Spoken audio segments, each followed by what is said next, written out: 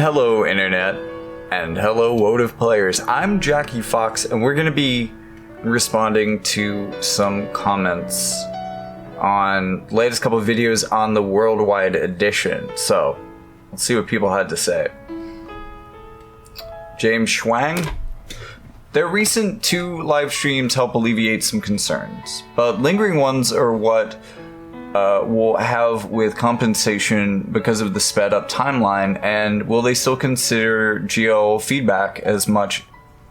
Because if the games will be near identical, then why would they listen to Global as much if JP is their moneymaker and things trickle down from JP to the GL server? For example, for fan votes, JP skews towards generic females while GL is 50-50 split between male and female. I know how GL went against the grain to vote and got Yours Is On and Summer Jaden.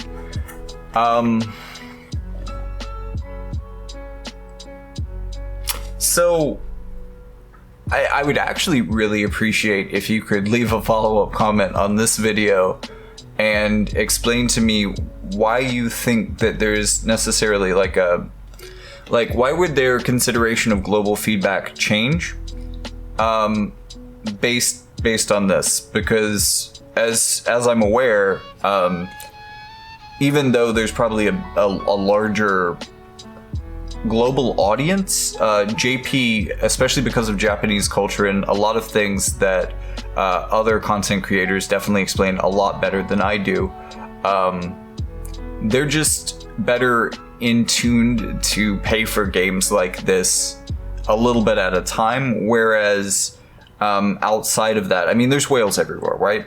But they have to rely on whales a lot more for the global versions of these games, just because we have different cultures. And I definitely see particularly a lot of Americanness kind of pop up within global culture, or at least within the people who tend to be the loudest. And boy, we're traumatized.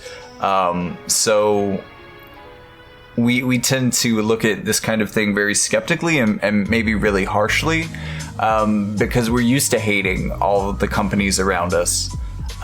We don't have healthy relationships with a lot of them, and it's hard for us not to at some point we got to unpack that trauma, I guess, because we keep taking it out on people, I think, that are trying to do a good job of writing a line between actually making money so that the big heartless parent company will continue their game when so many other Final Fantasy related gacha titles have existed and just disengaged over the years. You know, Final Fantasy Brave Exvius and War of the Visions have been incredibly successful compared to some of the other games that have been made. But at the same time, while they are doing very well, they do still need to continue to do better and better for, especially in kind of a global recession, their parent company to continue to see them as valuable. And maybe that does mean that they have to cut a little bit of the free viz from what they give us, and maybe they can't just hand out a ton of free viz to make up for the time crunch. And, you know, if they're reasonable in what they're asking of us, and they are also making concessions, like giving us great combinations of free units, because it's not even that Bartz is a great free unit, and he's an amazing free unit. It's definitely not that Locke is a great free unit, because I feel like he really needed Addison Rae, but holy shit, giving us Locke and then Addison Rae to actually make him relevant, that was just a masterstroke. And personally, I have gotten a lot more than 250 viz a week, or every event week or whatever, which are fairly common, of joy out of that. Like, I think that was such a great free gift that I can take, maybe being a little bit more crunched in some of these other places. But that's me. That's how I like to think about it. And this isn't about me, this is about viewer comments. So let's get to Weeping Blade. I know RNJ mentioned that the game is doing well from his sources, but the release of Ever Crisis is suspected for September and the same month as the merger. So maybe this is a resource reallocation from a team perspective.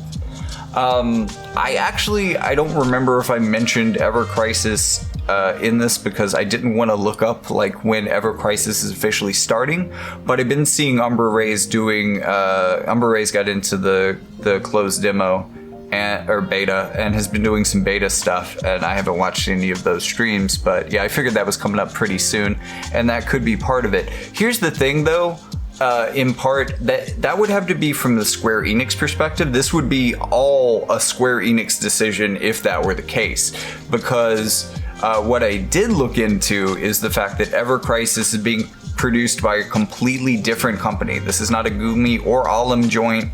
This is a whole nother company whose name I did not bother to memorize for this or that video.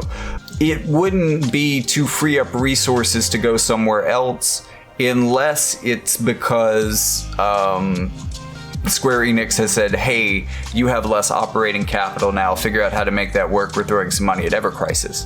But at the same time, War of the Visions has existed in an ecosystem that has had multiple Final Fantasy Gacha style games before. This isn't kind of a new thing, and there have definitely been like, they really expected the first Soldier was going to be a big thing because battle royales were huge at that time, and Final Fantasy VII Remake, which was what it was kind of a spun off of, was really big at that time.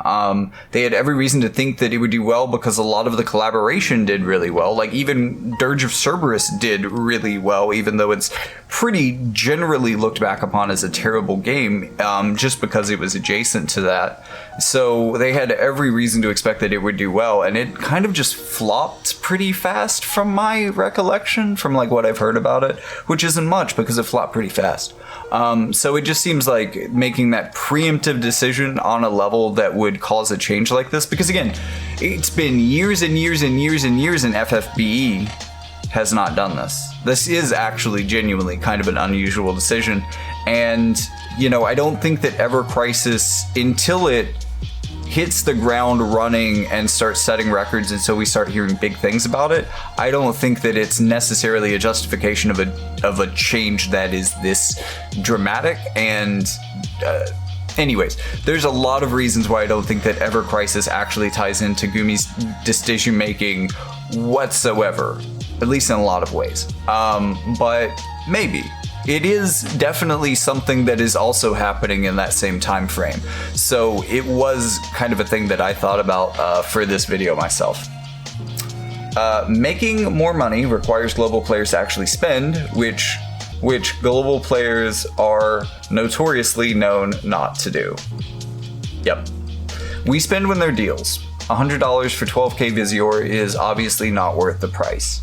Hey, I agree with you. I'd love more deals, but I'm afraid we'd have to push for that. And I agree with both of you. We'll talk a little bit more about Pack H a little bit later in this video, but after having heard from you guys in the comments, I figured out what Pack H was, and I think it's like the only Viz pack that was purely Viz that I have ever bought. I talked a bit in this video about which of the Viz packs I have actually bought a couple of times, like the $23 ones that come with a select a unit ticket and 600 shards for them. There's one of those for VCs. They're both like $20, $24, $25. And this was one of the ones when I needed a whole bunch of spending Viz, or I think it was one of the weeks where there was like 10 UR vision card guaranteed, 10 unit guaranteed banners, and I wanted to fill out my roster. I think I might have bought that pack then, and in buying that pack, and I think I've only done it once. I might have done it a couple of times, and I think I might have done it really early into the game because I was thinking, okay, if this game was like a console game or something, I would be spending $60 on it. So 47 seems appropriate. I've been playing it for a while. I feel like I owe them some money. And I try to get myself into that headspace every once in a while, throw them $20 or something. Just because, again, it's not necessarily our culture, it's the way this works, right? It's like when European people come to America and are forced essentially to tip people. It feels really dirty for you to do it because it's against your norms and your cultural standards, but we got to get this company some money if we can spare it, because they're providing us all a service that we're not paying a subscription fee for. Hey, I'm just sad we don't get to say Viz for this collaboration or Wrath. Like, wait, what? When you say Wrath, do you mean King Bradley? Because that already happened. Like, it would be cool. So there's a lot of ways that they could potentially make things up to us that aren't what anyone is thinking or necessarily talking about. One of the interesting ways might be to rerun a couple of the collaborations, or kind of do like a pixel remaster, but for the collabs. No, that's never gonna happen. Well, I thought pixel remaster wasn't gonna happen, but that was something that I really pushed really hard for, and they did it. Again, they've bought some goodwill from me with doing some things that I've really hoped for openly in videos. I'm hoping, like, Justin, if you're watching, like and subscribe. Thank you. I appreciate it. At Weeping Blade, a lot of news. True. Idio Lost says, how does cutting operational costs increase the quality of the game? LOL, the mental gymnastics. And so I just, this is kind of a pattern that I see all over the internet in response to complex topics. And sometimes there is, when you read like a headline or an overview of what's going on, you think, oh, well, the answer here is obvious. And then you read more about it and you learn more about it and you're like, wow, actually, no, this is complicated and the opposite of what I thought initially is true. And I think that P-Web here really nailed what I was getting at with some technical lingo too. It's called process improvement, removing duplicate works.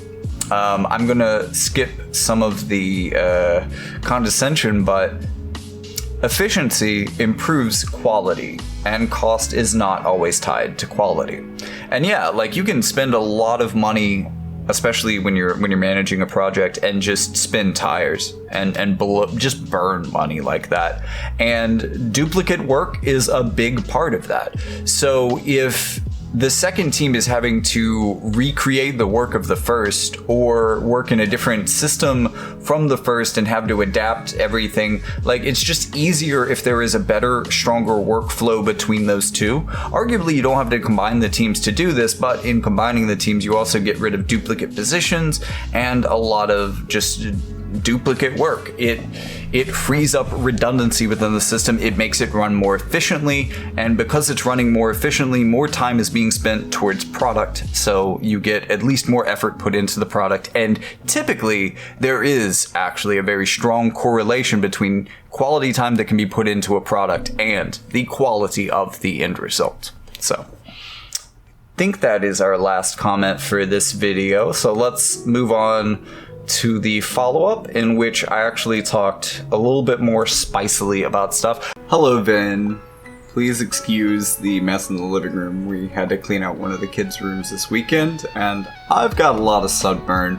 But I just wanted to say, this feels like your 100th comment, so I wanted to give you a very special form of love, especially since I don't show up in many of these videos, but especially as I have these cool mushrooms in the background, I might as well say thanks for all the support on so many videos. You've definitely helped the channel just with the sheer consistency of your comments. I definitely love it, and I appreciate you so much. You single-handedly, I think, have helped this channel grow. And that doesn't go unappreciated or unnoticed. Thank you.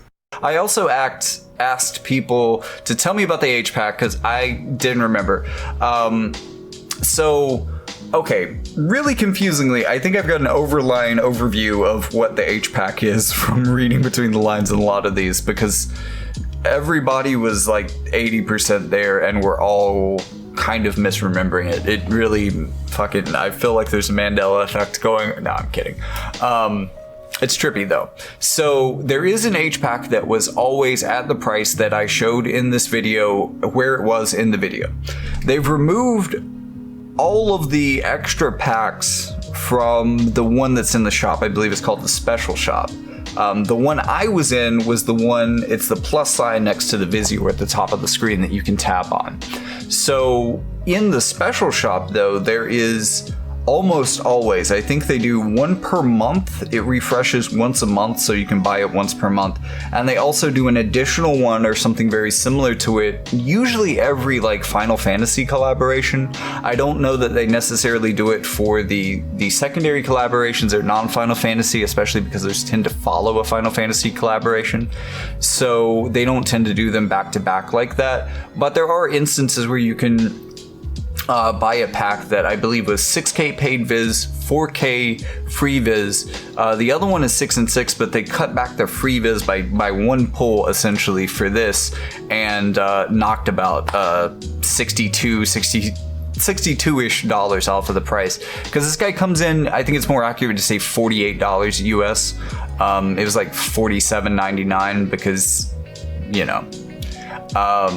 But yeah, it's weird that there's not one for this collaboration. That was something that I noticed and thought was odd, even though I don't usually even touch the Special Shop. But it is kind of, I think I'd have rough if that goes away, because I feel like that's kind of an important bridge. And the thing is, I guess, if they don't realize that, I mean, look, okay, bottom line, they know this is a cash cow. They're not going to do anything that's going to ruin the pipeline. And I really do think that this is probably important, because this gets people to open their wallets, I think, more than a lot of things. It is a really appealing deal if you're looking for just a straight Vizio injection to your account. And I also agree with the guy in the previous set of comments who was saying, like, I'm not paying $100 for 12K viz, even if it is 6K paid. And, like, I completely get you. And I don't, and see, this is why I can't imagine anyone going past buying that half off pack H that people are talking about. Like, that is literally the only biz deal in the shop that I would have ever purchased under any circumstances that didn't offer some other sort of additional value, because none of them offer very much. And I think that if a lot of people like me start dropping, that's going to be an issue for them.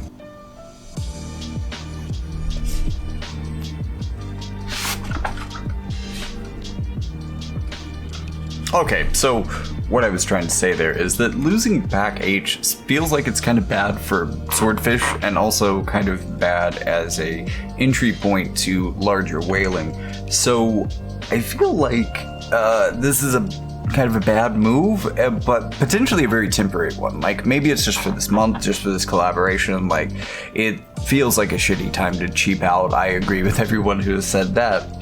It also feels kind of short-sighted from a business perspective, which is unfortunate given the praise that I've given some of their other decisions recently. And there are a lot of good decisions here, but the loss of the discounted pack H, that is a big deal. And also, why does pack H cost different things at the same time? Why was that a state of the game that we were in? Why were there two pack H's to begin with? Why was it a different price at one place in the game than it was another? I just don't get it. So it's likely that either this won't last, like this is something that'll come back next month, or maybe when Gumi's feeling generous again, when the purse strings have been, I don't know, loosened up a bit. Maybe it will just get replaced by something inferior, like a similar product for $60 to kind of, just ratchet up how much they're getting paid from their minimal swordfish, their smaller fishes. But, keeping it gone entirely without any sort of attempt at a replacement just feels inherently kind of unsustainable. So those are my thoughts on that, and that's kind of what it is. So I'm going to skip a few of the pack H comments because I just kind of summarized a lot of that stuff. But thank you, Andrew JT, JT8BG, some Smarty. Thanks me for the input and the video. Really enjoyed them. Well, I really enjoyed your comment. Thank you for leaving it. Thomas Patton. Oh, okay. So Thomas was the person that actually inspired the original video in this series. Enjoyed the stream, thanks. Agree fixing guild shards was the one thing they had to do. The rest I may not like, but I'll adjust. And you know what, I agree. It's their business, how they run their business. I think that the one thing that we can't say, while we can think of decisions as being short-sighted or kind of dumb, this isn't necessarily the same kind of thing that we're seeing with a company like, let's say, Hasbro. Square Enix doesn't seem nearly as desperate as, for instance, Hasbro, in the way that they're dealing with their products like Magic the Gathering and Dungeons and Dragons at the moment. But I also agree that if the Guild Shard hadn't been a glitch, that would have really severely messed with me. And I think that some of the improvements that they've given us, even as free-to-play players, things that are available in free Viz, even if it does cost us a little bit more, the ability to more quickly get a character into 140 to one day 140, even without the guild shards, that was amazing. So if we get both of those, that sounds great. Do you think it would be bad for business for them to stop using the H-Pack? Yeah, at that discounted rate, I really think that it is a step in between that and larger spending. I think that they're thinking that, you know, people like me, who maybe that's the big thing that we might get, that we'll just buy more of the small stuff to make up for it or something, or that we'll just cut a few, maybe a little bit of spending. But what I think that they're underestimating is how many people go there first to cut down the amount that they have to spend on the more expensive stuff. And losing those players' initial purchase means they don't get any of the other purchases after it, I think, in many cases. So, you know, they're kind of playing with fire here, but I'm not super concerned about it because, again, they're a business, they're trying to make money, and they make money selling these Viz packs. So I think that this is probably the one place that they want to encourage sales. And, you know, discounted money is better than no money at all. And, like, the thing that really surprises me about the whole system is, like, it feels like most of these prices aren't meant to be paid, right? These feel like prices that are inflated so that they can give us big discounts and make them reasonable.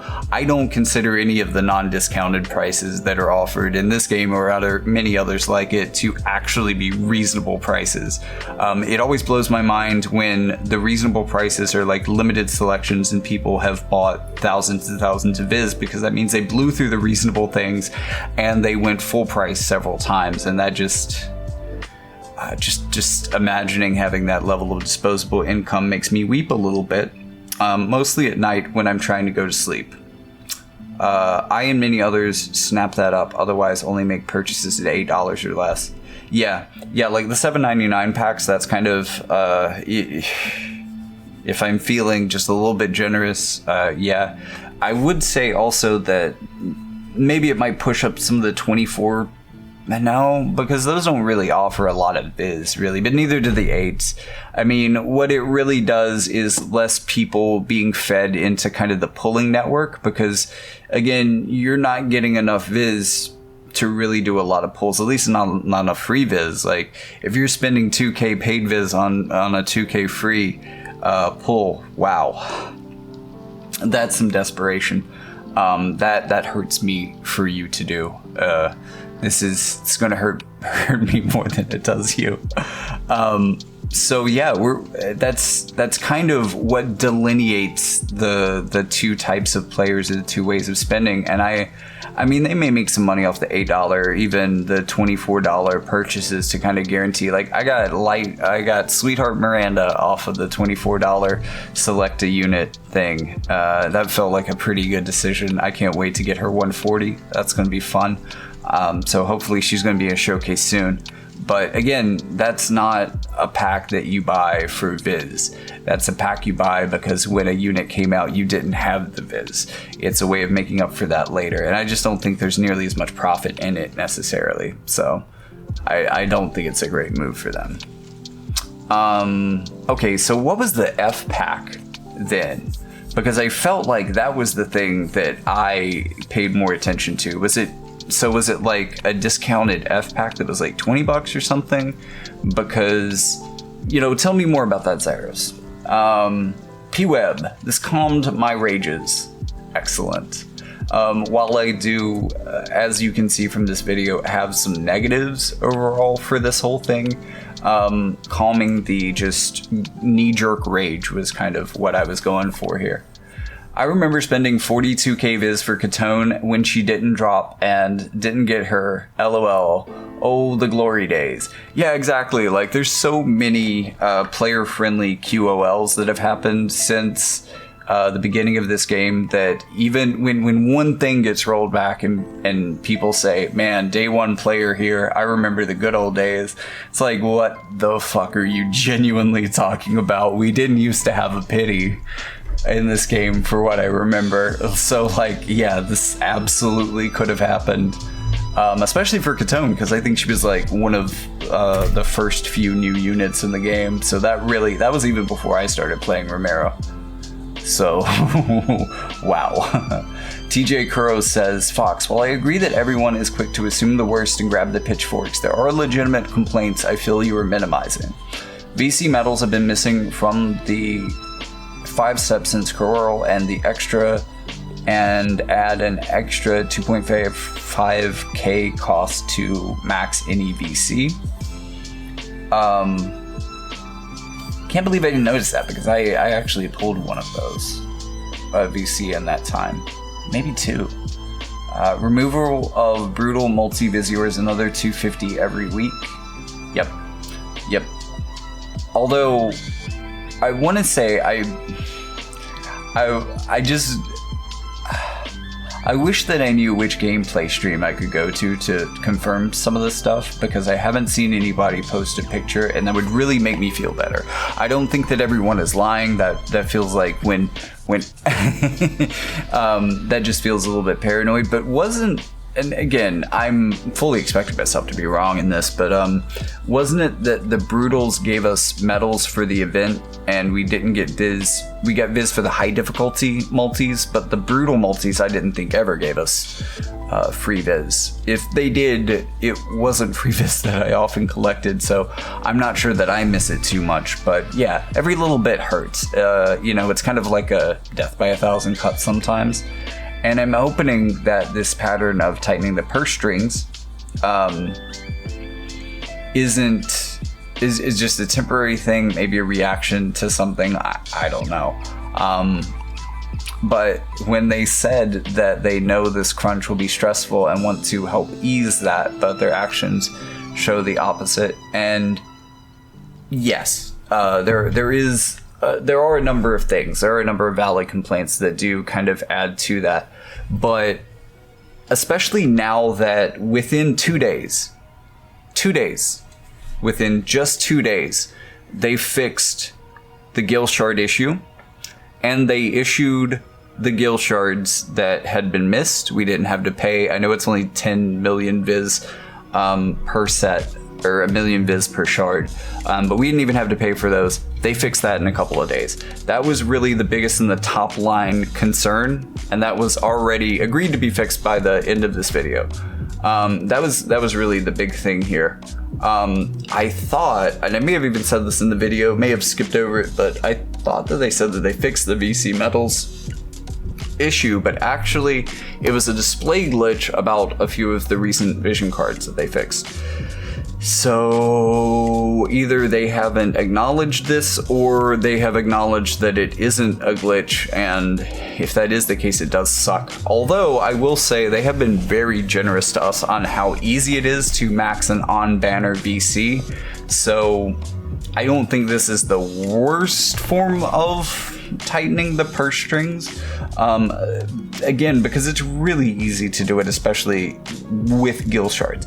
If we didn't have this, and we didn't have Gil pulls, then it really becomes a problem. I don't want to, again, minimize this, because it is a little bit of extra Viz cost to max a VC.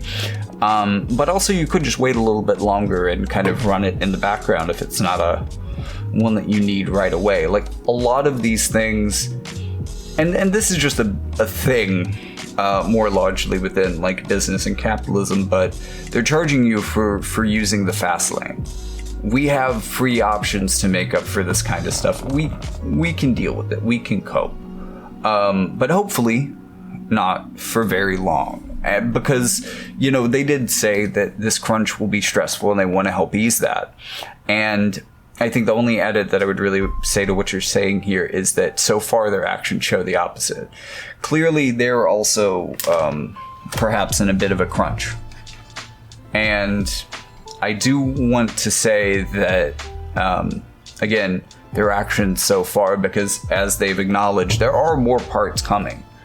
The tickets were amazing, but were just a rebranded gift that was coming anyways. Anybody know what that means? Like, is this a thing that happened on JP that they just name swapped? Because I haven't heard anyone say that. I would be interested to know if that was the case. But again, I don't think that this is going to be the most important part. I think that the tickets that I think if they do a very similar event with tickets at the very end where we can get all the limited stuff that's come out in the crunch period, I think if they do that, that will go a long way. And maybe we should talk about how much we want that to happen as a community. Maybe, if anybody wants to pick up this idea. Of getting free tickets to summon collab units during the crunch at the end of the crunch as a way of giving us a secondary way to get all that stuff that they acknowledged, as you said. This crunch will be stressful because they wouldn't want to stress us out. And also, from the company side, it would probably be good to, if you're planning to do that, maybe announce that early, very early, even before part 2 maybe. Just because I think the faith that people have in you right now is probably pretty low. So if you could make a promise and then back it up, that would do a lot in restoring faith and trust from the base. Enomain already maxed Vision Card, and now he give back Gil Shard. Yep. Also, just showing how fast, that was only 2 days ago. And I already have someone complaining that they got compensation. But yeah, it does kind of suck. Like, they're not giving you Viz back. You're getting VC medals, which are okay. But obviously not a thing that you typically want to pay full Viz for. Sorry this happened to you, Anime. I mean, this is a game designed for addicts. Don't be surprised when addicts go rabid at the first sign of losing their precious fix. It's a really judgy way to talk about addicts here. You're not entirely wrong. There are definitely systems of addiction that have crept their way into video games. Especially video games like this, but also not everyone who plays this game is an addict. It's designed for people who really like Final Fantasy style tactics games, or strategic kind of board style strategy games, turn-based strategy games. Turn-based strategy? Yeah. No, that feels fair. So the addicts are just what keep the bills paid, really.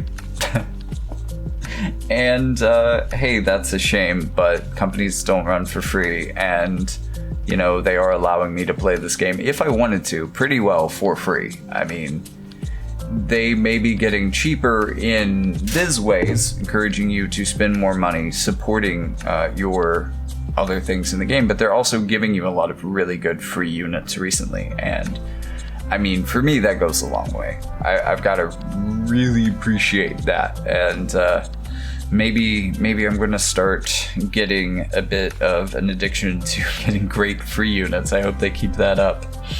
But they really have been getting better and better as the game has gone on. And I hope that keeps going.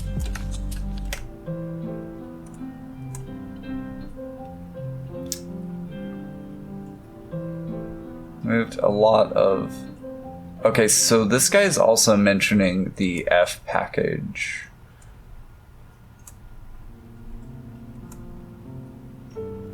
375 tickets, only 11 rainbows, almost pure blue, only one decent new unit. For me, the tickets were disgusting.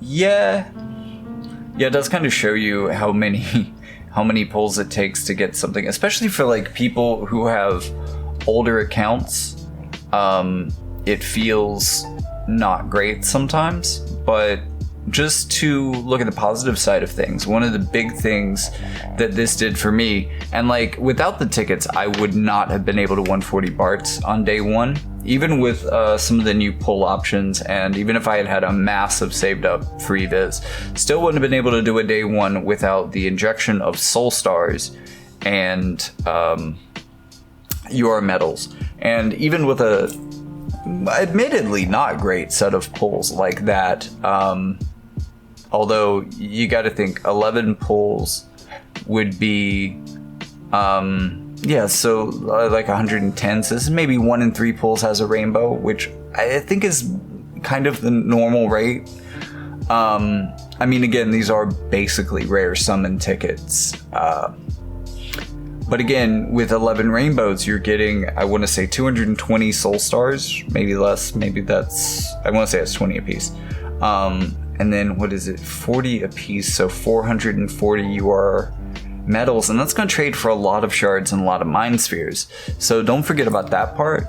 But yeah, it wasn't satisfying for my alts that hadn't taken as much time building into this to only get like 300 tickets, because yeah, you really only do get like one new thing if you've been playing for any period of time, with only 300. But all that being said, I've read all the comments, so I am escaping this purgatory.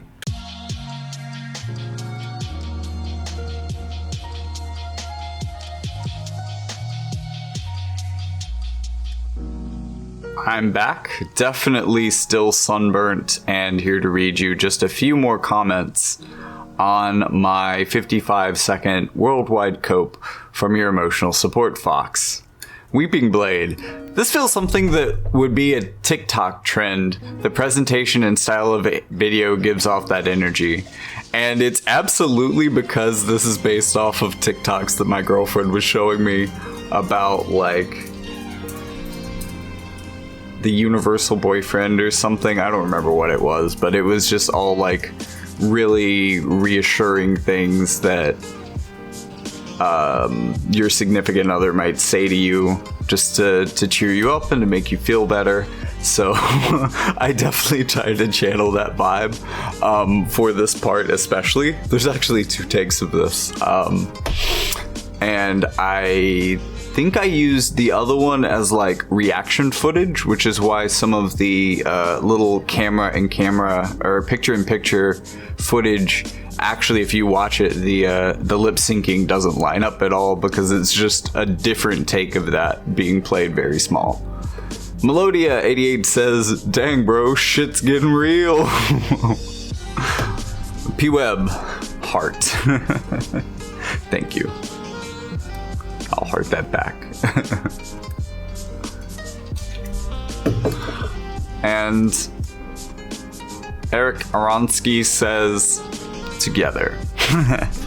That's just awesome. I appreciate you guys. Thank you for being fans. Thank you for leaving comments, and I'll see you in the next one. But actually, in the meantime, check out all the links in the description. There's one, it leads to a bunch more. If you're into books, podcasts, anything like that. Everything but TikTok trends, unfortunately, for some of you, maybe.